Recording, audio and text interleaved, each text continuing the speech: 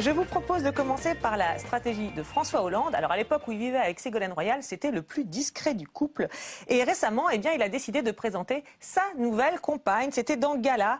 Valérie est la femme de ma vie, annonçait-il élégamment en octobre dernier. Mais attention, hein, pas question de poser officiellement avec sa nouvelle compagne. C'est peut-être un détail, mais pour lui, vous allez voir que ça veut dire beaucoup. Écoutez-le sur le plateau de France 2. On va dire un mot des primaires, avec d'abord une image qu'on n'a pas l'habitude de voir de vous. C'est cette semaine, dans un magazine People, comme on dit, où vous apparaissez avec votre compagne, vous posez à ses côtés.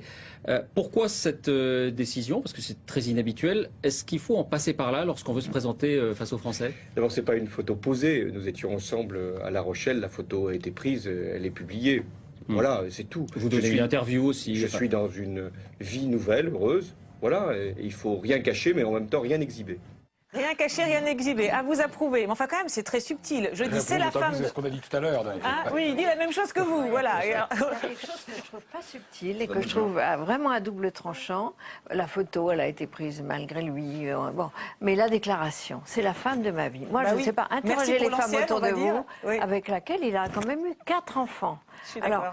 La réaction des enfants, c'est interroger les femmes autour de vous, c'est vraiment extrêmement choquant. Vous dire c'est la femme que j'aime, etc. La femme de ma vie, on efface d'un coup les 4 enfants. C'est pas très malin parce que c'est très contre-productif. Donc très maladroit sur la phrase et pourtant il n'a pas posé. Pour lui ce qui était important c'était pas faire de photos et finalement on se polarise sur la maladresse de la phrase. Il n'a pas posé, il a décidé de s'afficher avec une femme, de dire c'est la femme de sa vie, ce qui est effectivement je trouve très maladroit parce qu'il voulait absolument se mettre dans la roue de la présidentielle et il faut qu'il arrête avec cette image d'homme volage qui a trompé Ségolène Royal et il y arrive très bien.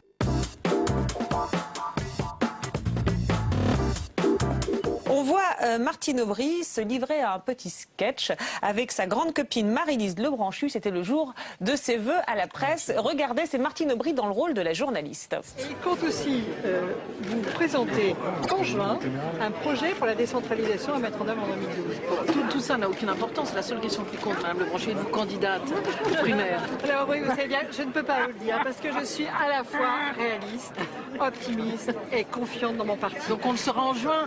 Ah ben écoutez, Madame Aubry, oui. Merci Madame Lebranchu. C'est vous, Madame Aubry.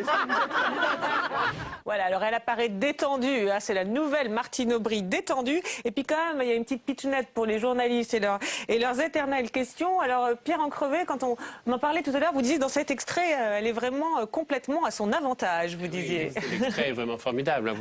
Vraiment, on peut dire qu'on lui rend service. Formidable pour elle ou formidable pour elle et le pour spectacle? tout le monde, mais pour tout le monde. Mais c'est vrai que d'une certaine manière, ça correspond à ce qu'avait apporté de nouveau Ségolène il y a 5 ans. C'est-à-dire, effectivement, c'est anti-éléphant, c'est pas du populiste. Et puis, ce petit sketch qui ridiculise les journalistes, qui remet à leur place cette espèce d'obsession, vouloir que vous êtes candidat, d'être pas candidat.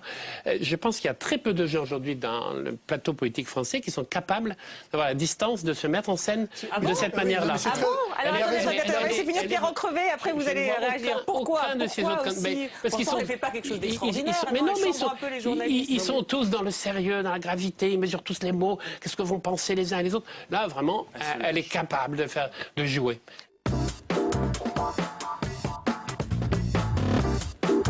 En réécoutant des extraits des interviews de Dominique Strauss-Kahn depuis qu'il a été nommé à la tête du FMI, on a quand même l'impression que son discours a changé.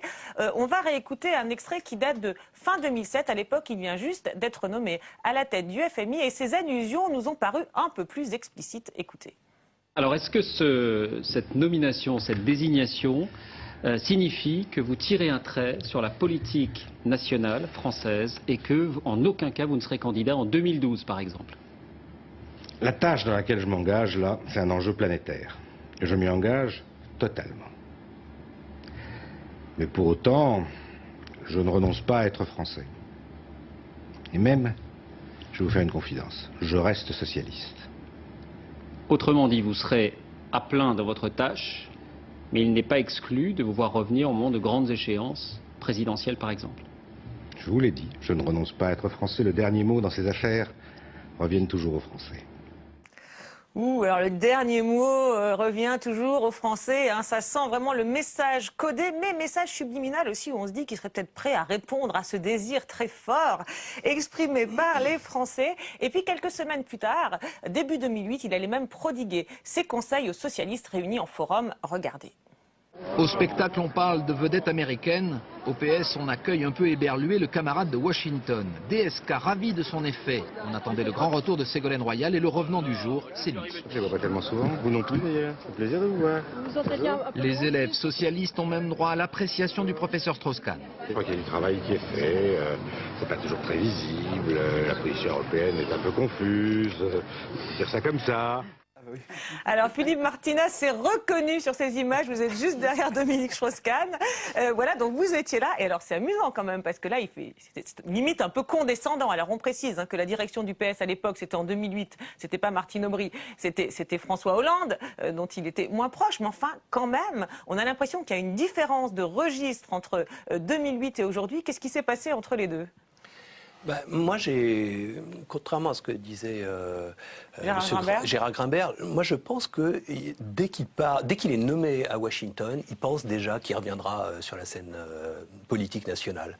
Ce qu'il dit sur le plateau de France 2, ce geste qu'il fait lorsqu'il va participer, tout en restant muet à un conseil national, je veux dire, c'est extrêmement explicite. Muet, il parle aux journalistes. Oui, mais il sera muet dans la salle, c'est-à-dire il ne prendra pas du tout la parole à la tribune, etc. Donc, dès ce moment-là, si on relit aujourd'hui le film, on se rend compte qu'en fait, il a une pensée derrière, qui est de revenir sur la scène politique. Il pense à 2012, et je pense que, moi, je m'interroge beaucoup moins sur sa détermination. Je pense qu'il est très déterminé.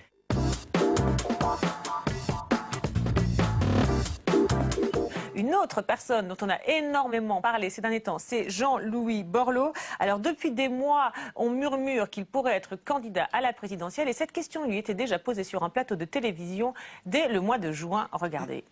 Les sondages sont plutôt favorables pour vous. Les gens vous trouvent de la crédibilité pour être candidat. Est-ce que vous y pensez de plus en plus sérieusement ? En me rasant, comme dirait En me rasant, vous coiffant. En me coiffant, ça serait mieux. Plein de moments, on peut penser à ça. J'ai bien coiffé aujourd'hui. Oui, mais répondez.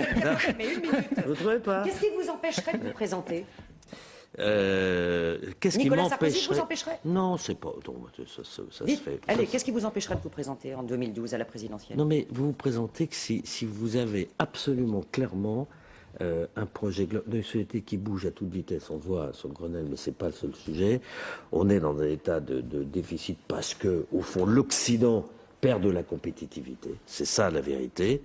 Quel est le projet de société solidaire, écologiste qu'on peut porter? Est-ce que j'ai cette envergure et ce niveau-là? J'en suis pas tout à fait certain. Voilà. Vous y réfléchissez peut-être. Voilà. Voilà, dit-il, du genre cause toujours. Un petit mot, oui. Oui, j'ai le sentiment qu'au moment de cette séquence, mais vous avez raison à chaque fois de nous rappeler quand l'émission a été faite, au moment de cette séquence, Jean-Louis Borloo, son sujet, c'est pas du tout d'être poussé par une vague pour éventuellement y aller. On lui a demandé de chevaucher la bête centriste pour la mettre au garage, pour éviter qu'il y ait une candidature à la présidentielle. Ça peut le servir, lui, éventuellement, à aller à Matignon, mais le sujet à l'époque n'est pas, me semble-t-il, pour lui d'aller à la présidentielle. D'accord. Et alors sur sa manière de répondre quand même, parce que nous, ça nous a bien amusé. Alors, en me rasant, en me coiffant, il paraît que je suis bien coiffée. Et là, on note qu'il avait déjà changé de coiffure dès le mois de juin. On avait beaucoup commenté ces changements de coiffure en septembre-octobre. Sa réponse... C'est très amusant. Bon, d'abord, c'est amusant au premier degré. Bon, c'est rare en voyant un responsable politique s'exprimer, de voir cette aisance, etc. Et puis, donc, on voit bien qu'il joue dans l'orchestre de la communication politique un instrument très spécial. Et c'est d'ailleurs pour ça qu'il a du succès. Quel instrument alors? Celui d'une certaine décontraction, voire d'une certaine désinvolture, qui même... même la manière dont il s'habille, dont il se coiffe, etc. Oui, mais là, il est propre sur lui. Là, il est dans l'autodérision. En plus, ce qui est frappant, c'est qu'il est dans l'autodérision là-dessus. Est-ce que moi, j'en suis capable, franchement? Vous me voyez, mais moi... ça plaît. C'est rare. Il faut être capable de le faire sans être ridicule.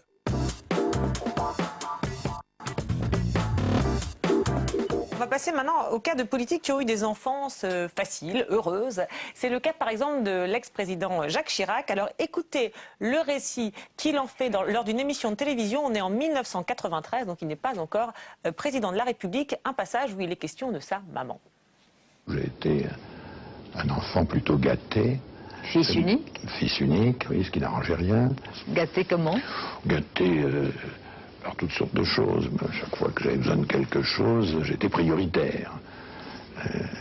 Vous en profitiez? Ma mère disait souvent à ses amis, à l'époque, les dames portaient des chapeaux, tu vois, et notamment quand elles sortaient un peu. Et alors ma mère disait toujours, je ne peux pas m'acheter de chapeau parce que l'argent que je pourrais consacrer à acheter des chapeaux, je le donne à Jacques qui n'arrête pas de dépenser, n'est-ce pas?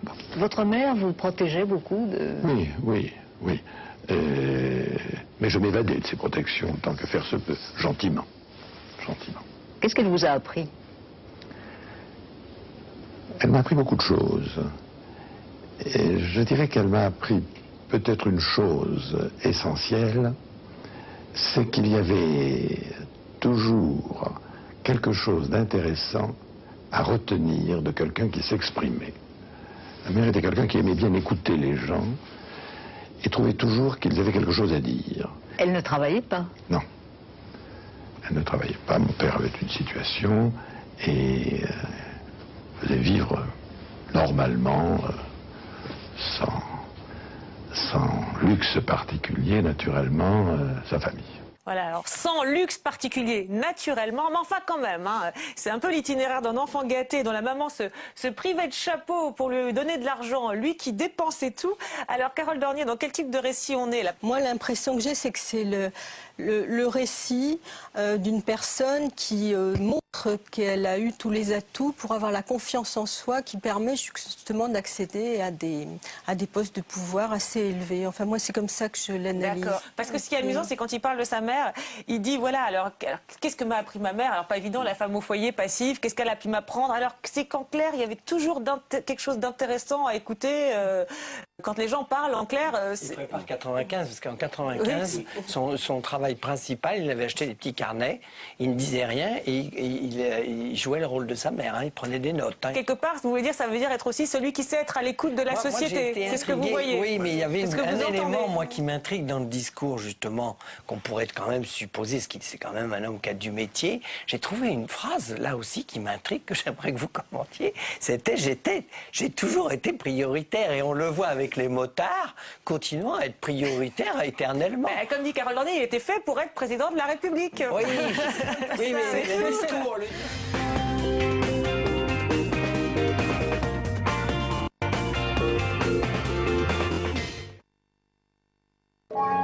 De 1988 à 1993, le journaliste belge Hugues Lepage a réalisé plusieurs documentaires sur François Mitterrand. Durant des années, j'avais pu tourner dans des conditions exceptionnelles pour l'époque. Justement,